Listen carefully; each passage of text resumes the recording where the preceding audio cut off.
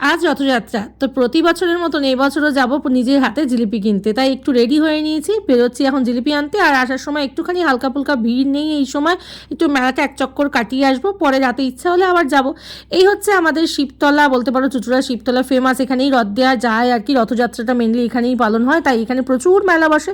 এখন দেখতে পাচ্ছ দোকানপাট সবে শুরু হচ্ছে, তাই আমি একটুখানি এক পাক ঘুরে গেলাম, ভাবলাম একটু দেখেই যাই। যদি রাতে তো বিভৎস ভিড় থাকে গাইজ, একদম একটা পা ফেলা যায় না, এতটাই ভিড় থাকে এখানে। কিন্তু এখন দেখো বেশ ফাঁকা ফাঁকা, তাই আমার ফাঁকা ফাঁকা ঘুরতে ভালো লাগে বলে একটুখানি দেখে চলে গেলাম। আর এখানে সংসারের জন্য টুকিটাকি কিছু জিনিসও কিনে নিলাম। তারপর জিলিপি নিয়ে ফেরার পথে দেখলাম মিডিয়াম সাইজের একটা রথ বেরোচ্ছে, তো আমিও চলে গেলাম রথের দড়ি টানতে। আর বিশ্বাস করো একদম বিশাল শান্তি পেয়েছি রথের দড়িটা টেনে। খুব ইচ্ছা ছিল, আর তোমাদের দাদাভাই আমাকে সত্যি সত্যি রথের দড়ি টানিয়েই ছেড়েছে। আর এখানে জগন্নাথ দেবকে দর্শন করে একটু প্রসাদ খেয়ে চলে এলাম বাড়ির পথে। কিন্তু বাড়ির পথে যাওয়ার আগে আমাদের পাড়ার কাছাকাছি একটা জগন্নাথ বাড়ি আছে, সেখানে দর্শন করে চললাম বাড়ি। টাটা।